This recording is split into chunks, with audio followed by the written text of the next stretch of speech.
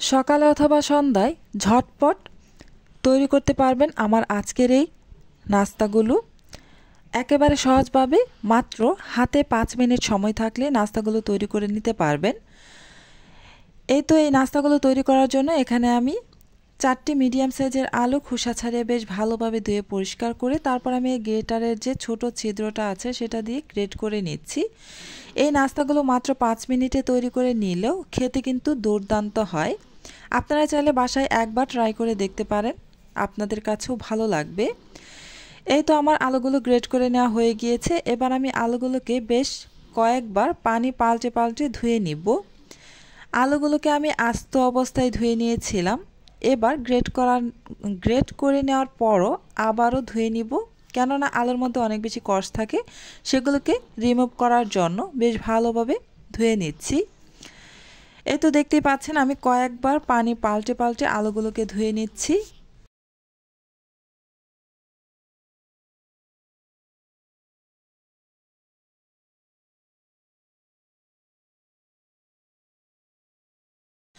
কয়েকবার পানি পাল্টে ধুয়ে নিয়েছি। এবার আমি এই আলুগুলোকে পানি থেকে ছেঁকে উঠিয়ে নিব।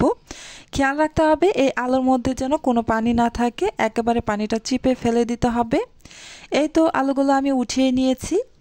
এবার আমি এই আলুগুলোর মধ্যে কিছু উপকরণ দিয়ে দিচ্ছি। প্রথমেই দিয়ে দিচ্ছি এখানে বড় সাইজের একটি পেঁয়াজ কুচি, আর দিয়ে দিচ্ছি 5 থেকে 6টি কাঁচামরিচ কুচি। কাঁচামরিচের পরিমাণটা আপনারা আপনাদের পছন্দ মতো দিয়ে নেবেন, যে যেমনটা ঝাল খেতে পছন্দ করেন তেমনটাই দিবেন। এবার দিচ্ছি ময়দা 3 টেবিল চামচ পরিমাণ, আর দিয়ে দিব কর্নফ্লাওয়ার। এখানে আমি 2 টেবিল চামচ পরিমাণ নিয়েছি, দিয়ে দিলাম। এখন দিয়ে দিব হাফ চা চামচ পরিমাণ কালো গোলমরিচের গুঁড়া, আর দিয়ে দিচ্ছি স্বাদ মতো লবণ।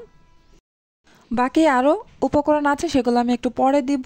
প্রথমেই এগুলোকে আলুর সাথে বেশ ভালোভাবে মিশিয়ে নিব।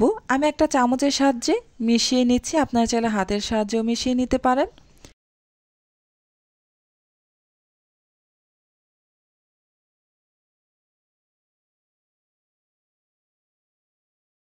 ভালোভাবে মিশিয়ে নেওয়া হয়ে গিয়েছে। এবার আমি এতে 2টি ডিম ভেঙে দিয়ে দিচ্ছি।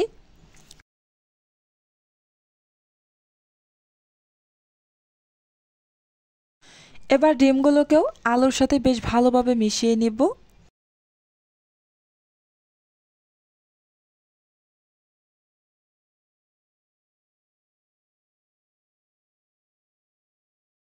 মিশিয়ে নেওয়া হয়ে গিয়েছে। এবার আমি ফাইনালি এখানে ধনিয়া পাতা কুচি দিয়ে দিব 2 টেবিল চামচ পরিমাণ। এবার ধনিয়া পাতা কুচিটাকেও আমি বেশ ভালোভাবে মিশিয়ে নিব।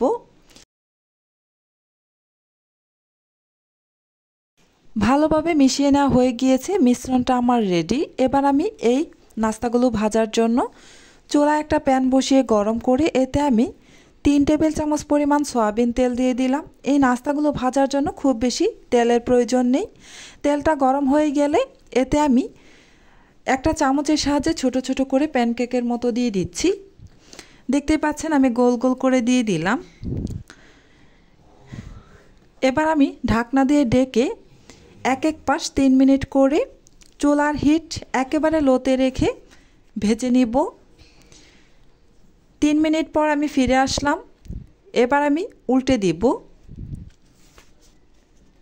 এই নাস্তাগুলোর এক পাশ হতে আমার 3 মিনিট সময় লাগবে।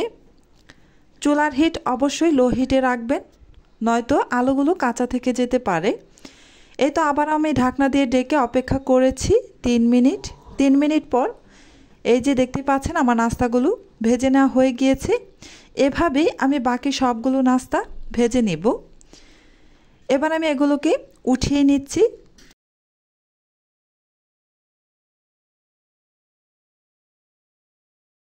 সবগুলো নাস্তা আমার ভেজে নেওয়া হয়ে গিয়েছে।